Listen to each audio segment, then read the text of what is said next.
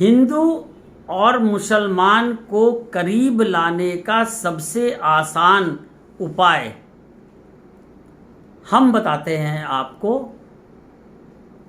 एक पहला प्रश्न कि हम हिंदू और मुसलमान की ही बात क्यों करते हैं।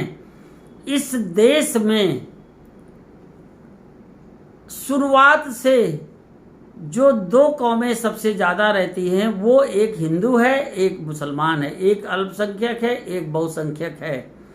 अब आज की डेट में किसी को अल्पसंख्यक या बहुसंख्यक कहना हमारी नज़र में उचित नहीं है, क्योंकि लगभग काफ़ी संख्या में वो भी रहते हैं, काफ़ी संख्या में वो भी रहते हैं। बात जब धर्म की आती है तो हम इन दोनों धर्मों को धर्म नहीं मानते।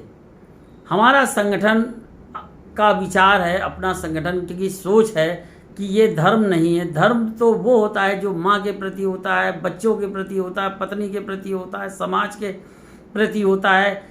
ये धर्म सारे लोगों का एक होता है। इसको हम किताबी रूप में नहीं दे सकते, हम इसको पालन करते हैं, हम दैनिक जीवन में पालन करते हैं, उसको धर्म कहते हैं। चाहे वो किसी कौम का हो, चाहे किसी भी रूप में, किसी भी स्टेज में आदमी हो, वो अपने अपने धर्मों का पालन करता है।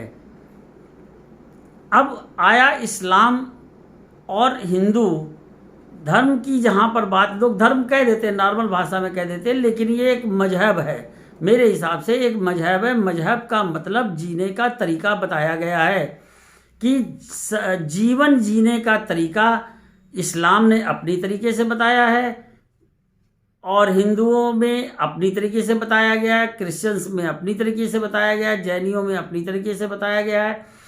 तो कहने का मतलब तात्पर्य ये है कि बात वो है कि चार नावें खड़ी हैं, एक क्रिश्चियंस की नाव है, एक इस्लाम की नाव है, एक हिंदू की नाव है, एक जैनियों की नाव है। और कोई प्रश्न ये पूछता है कि भाई हमको नदी के उस पार जाना है, किस नाव में बैठे। अरे भाई जो नाव आपको अच्छी लगे, सारी बाहर उस पार पहुंचा रही हैं।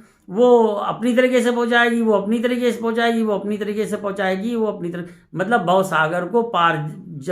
जब आपका जन्म होता है और जब आपकी मृत्यु होती है तो इस बीच का जो गैप होता है, जीने का ढंग है, वो कुरान अपनी तरीके से बताता है, गीता अपनी तरह के बताती है, बाइबल अपनी तरीके से बताती है। तो इसमें कोई भी आपत्ति एक दूसरे के प्रति नहीं होनी चाहिए। लेकिन अब हम आते हैं टॉपिक पे, सिर्फ दो धर्म की बात करते हैं।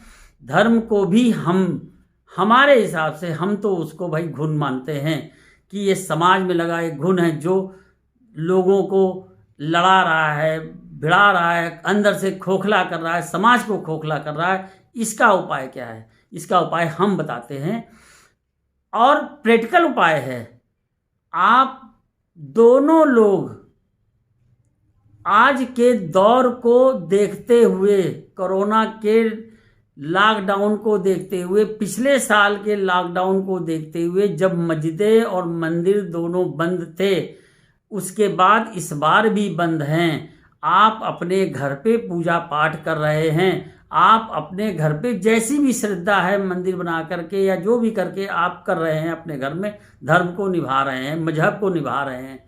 उसी तरह से मुसलमान भाई हमारे अभी रोज़ा रख करके उन्होंने अपने घर पर ही सारा रोज़ा रखा और परिवार के साथ में नमाज अदा करी और इन्होंने पूजा पाठ करी, अब भी कर रहे हैं। जब घर में कर रहे हैं, मंदिर और मस्जिद नहीं जा रहे हैं, तो आप देख रहे हो कि इससे क्या नुकसान हो रहा है। ना अल्लाह को नाराज़गी हो रही है, ना भगवान को नाराज़गी हो रही है, दोनों ही नाराज़ नहीं हैं। जब आप अपने घर पे करते हो, बाहर करने का मतलब होता है प्रदर्शन करना। समाज के अंदर जो भी होता है वो प्रदर्शन किया जाता है। हमको, आपके इस्लाम को बहुत लोग हिंदुस्तान में जानते हैं, आपके हिंदू धर्म को बहुत लोग जानते हैं। प्रचार प्रसार की ज़रूरत नहीं है। जो भीड़ इकट्ठा करके उसको किया जाए। और इबादत कभी भीड़ में नहीं सफल होती। इबादत जो होती है शांति और सुकून से परिवार के साथ जब होती है, जब नमाज अकेले में अदा की जाती, परिवार के साथ अदा की जाती है, तो उसमें अलग शांति मिलती है, उसमें अलग बात होती है। उसी तरह से पूजा में होता है। तो मेरी सलाह ये है, मेरा मिशन ये है, मेरा आंदोलन ये है कि आप लोग धर्म को, अपने मजहब को घरों तक कैद कर दीजिए प्लीज़। रिक्वेस्ट करता हूँ मैं सारे लोग, दोनों लोगों से रिक्वेस्ट करता हूँ, इन मंदिर और मस्जिद की चाबियां सरकार को सुपुर्द कर दीजिए कि भाई आप जिस यूज़ में चाहो इसका अपना उपयोग करो। अब हम लोग अपने घरों में मंदिर और मस्जिद बना लेंगे और जैसे कोरोना टाइम में हम लोग करते रहे उस तरह से हम लोग करेंगे। इससे फ़ायदा क्या होगा, जो जब कोई भी त्यौहार आता है तो सड़कें घेर करके अजान की जाती है, नमाज में लाउड स्पीकर पढ़ा जाता है, अखंड रामायण होती तो लाउड स्पीकर लगा दिया जाता है, कोई कथा भागवत होती तो लाउड स्पीकर लगा दिया जाता है। तो ये जो आपसी छोटी मोटी चीज़ों का भिड़ंत है, छोटी मोटी चीज़ों का लोग फ़ायदा उठाते हैं, नेता लोग फ़ायदा उठाते हैं, राजनीति करते हैं, दुनिया की चीज़ें ये समाप्त हो जाएंगी जब आप लोग आराम। और फिर इसमें आपत्ति मेरे ख्याल से किसी को नहीं होनी चाहिए। बहुत सोच समझ करके ये बात मैं कह रहा हूँ और इसका लाभ दोनों को उठाना चाहिए। देखिए, बाहरी विवाद बिल्कुल ख़त्म हो जाएगा जब आप इसको घर तक सीमित कर लोगे, घर पे करोगे। आप कितना बड़ा फंक्शन करो, कुछ भी करो। दूसरी चीज़, आपको अगर इबादत करनी है, बहुत बड़े बड़े मस्जिद हैं, बहुत बड़ी बड़ी मंदिर हैं जहाँ पर तीर्थ स्थान कहते हैं, किसी को कुछ भी इबादत की जगह कहते हैं, मक्का मदीना है या वो वैष्णो देवी मंदिर है या फलाना, इन सब जगह पे आप जाइए, इनको ना बंद करिए। ये तो सरकार के कब्जे में है ही है, सरकार यहाँ पे देख रेख कर रही है।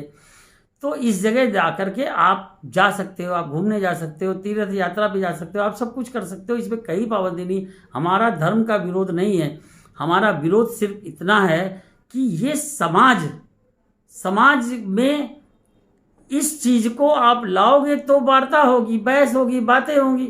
जब समाज में ले ही नहीं जाओगे, घर ही में करोगे तो कोई वार्ता नहीं होगी, कोई बात ही नहीं होगी।